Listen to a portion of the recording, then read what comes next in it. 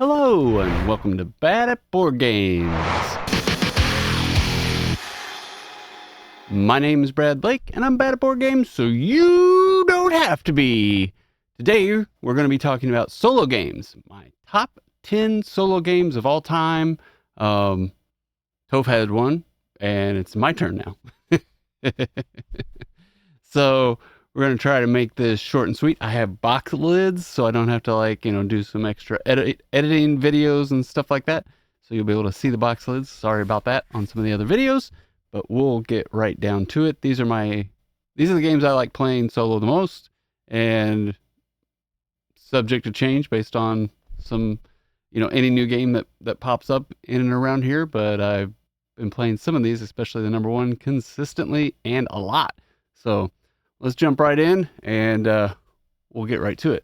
Did you know 70% of you aren't subscribed? Hit that subscribe button. We do fun board game stuff here. So getting right into it, number 10 is For Glory. Now, I backed this as a Kickstarter. I got the deluxe edition, and it came with some extra packs and the nice coins and all the upgrades and so forth and so on. I've enjoyed this solo. It's a tough one, but it's nice. The game's fighting against you, and they've got AI cards, and you just kind of follow through. So it's not a difficult AI to learn, really. But this is one that I've enjoyed playing solo. It's a card game. You can travel with it fairly easily. You can put it out on your desk at work, play it, put it back up, or even at home. So it's not too challenging to get in and out. So it's one of the reasons it's in my top 10 list. And this is from Spielcraft Games. And I believe if you're looking for this, it's going to be easier for you to find on their website, Spielcraft. Next, and that's my number 10, and my screen goes blank. Gotta love it. The next one is something, I don't have this box. It's way over there. No, I do have this. Welcome to. So I think this is a nice little game. I enjoyed this way more than Welcome to the Moon. I know that's an unpopular opinion, but I like the small box. It is just play this game, flip a card, enjoy seeing how many points you can get. You're basically playing yourself to, solitaire. Did I get more points than the last time? But it plays the same if you're with one person or 10 people. So I really enjoy this game. I think Welcome to is a nice system. Flipping right, I really enjoy it. Not a lot to say about it, but if you haven't tried it, check it out.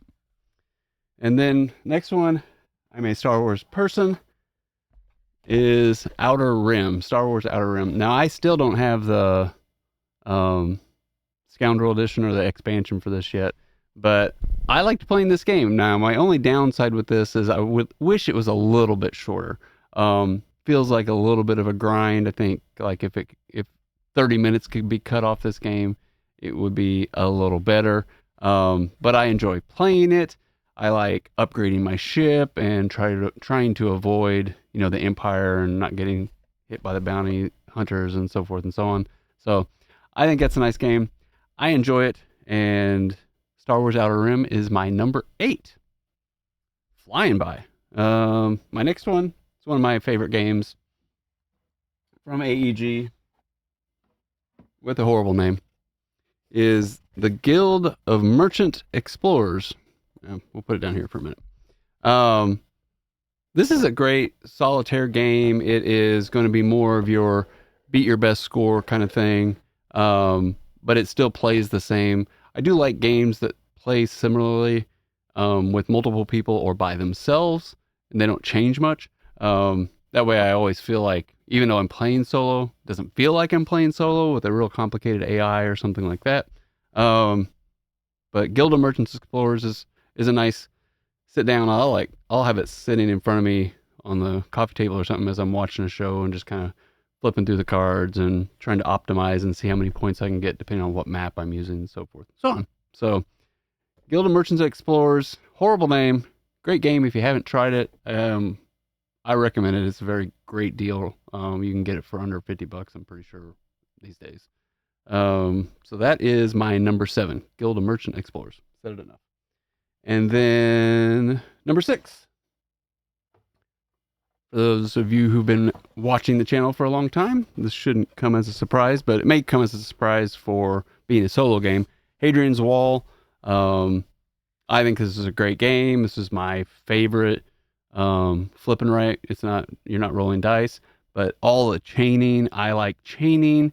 Being able to feel clever and doing one thing and the next and the next and the next and the next. Hadrian's Wall gives that to you in, massive tons, just massive amounts.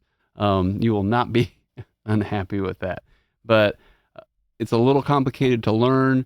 Meeple University, I think, has the best teach on this one, but once you start getting it, or if you help somebody play the game, just have them do things as you play, that's going to be the best way to teach it as well, versus trying to explain all the rules. This is great. So this is my number 6, Hadrian's Wall. Actually got my sons like playing this solo as well. My sons like it so much. We've had this for a couple years now, right when it came out. And I bought him this for Christmas so he could take to school. So he was pretty excited about that. And then the next one we just did a video on this one, but it really doesn't matter which one you're picking, is Marvel Zombies. Now, this isn't all Zombicide. This is specifically Marvel Zombies. They have the Heroes Resistance, which I highly recommend for $40. Best way to get into this system. And then, I've bought the Marvel Zombies Kickstarter edition, and then bought the X-Men Resistance. And then, because I got those two, it came with the Kickstarter box with extra heroes and zombies. I really like playing this game. I like playing it solo. I like playing it with friends. I have actually played it up to now to 5 players, and I would have normally said I didn't enjoy that. I like playing two-handed, but we had a good time with it, so it's really going to depend on your friend group. I think 6 singles is a little too much because you may or may not have much to do on your turn. So, did we play 4? Played 4. Maybe it was 4. I didn't mind 4.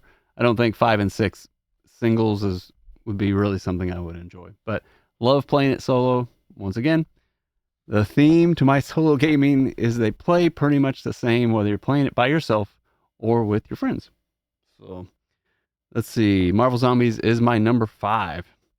And then my next one of my favorite games, and I've been playing a lot of it this month of December, and we just played it yesterday twice at game day,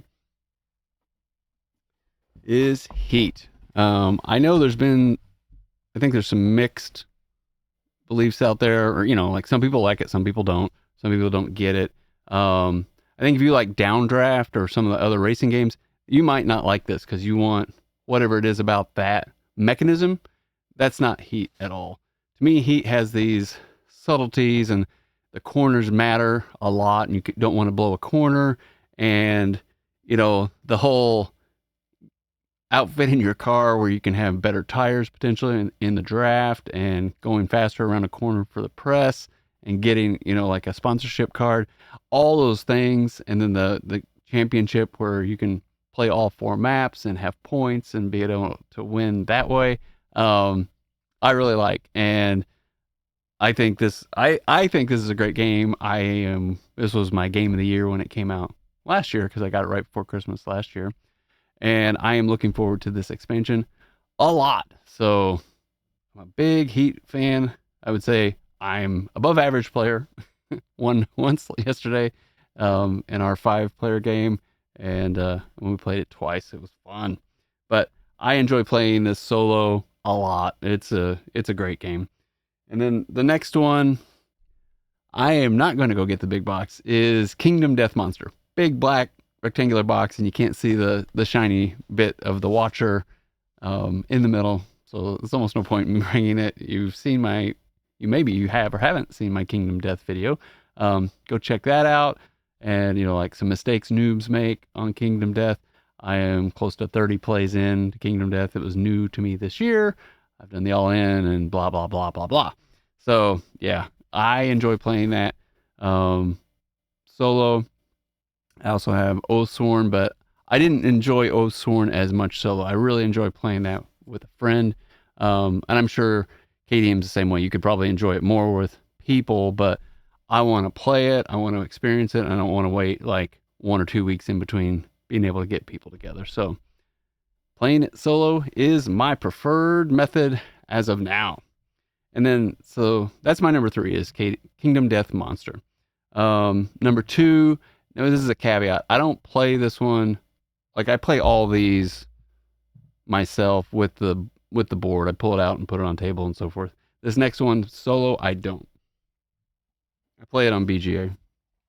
So Gaia Project is one of my top games.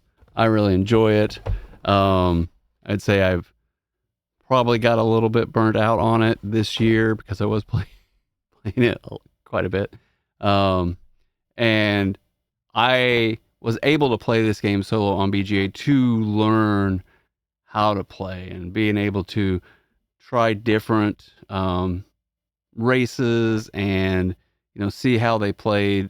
I don't think I ever won against the BGA Autonoma, but it really did help me learn the game and learn how to play a particular, alien species. So I enjoy it. I enjoy it solo on BGA, but I think it's a great game. I think it's a good way to learn the game, and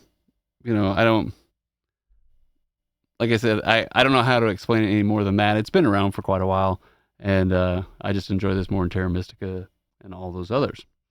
And then my number 1, I've played this over 130 times now, is Marvel Champions. I actually opened this box and I didn't realize that I still had cards in this. I have 3 1,800 card holders now. I had to buy one at Christmas. I think I have everything except 2 packs. That's not a brag. That's definitely I'm feel bad about how much I think I've spent on that, but at least I only have to spend $20 at a time. So it's death by a million paper cuts. Marvel Champions. Yay. This is my number 1. I think this is a great game. Kingdom Death is great. And Kingdom Death could be number 1. Gaia Project could be number 1. Probably not. Gaia Project couldn't be number 1. But KDM could be. But I'm able to play Marvel Champions more often. I even enjoy it. I would say it's a better 2-player game than, at 2 players or 3 players. But with my friend Ashby and Alex, we'll play Marvel Champions, and we enjoy it, right? So, it's a longer game with 2 and 3 players, but it's still fun going up against the villain and, Juggernaut or Kang or whoever it is you pick at the time, and everybody kind of having their own, aspect, whether you're defense or your aggression or leadership or something like that. It's a fun game. I really enjoy, it makes you feel like you're a hero and doing things. And I think it's better fighting the different villains more so than having the different heroes for what it's worth. But I get sucked into all of it. I want all the heroes and I want to try all the things. So this is my number 1. What do you think? How often do you play solo games? Is it something, there's always that stigma of, you play solo, you play board games solo? It's like, yeah, you play video games solo, so stop looking at me like that. It's a lot of fun. It's a good de-stressor. Just having organization, being able to get something out, play it, win, lose, draw, put it back up, and head on your merry way. So I would be curious, like, what's your number 1 solo game? Do you still feel like there's that stigma out there and you haven't gotten into it yet? I am curious to understand and discuss that with you. So comment down below, let me know, and just remember, no matter how you play, whether it's solo, with family, or friends, enjoy whatever you are bringing to the table. Have a good night.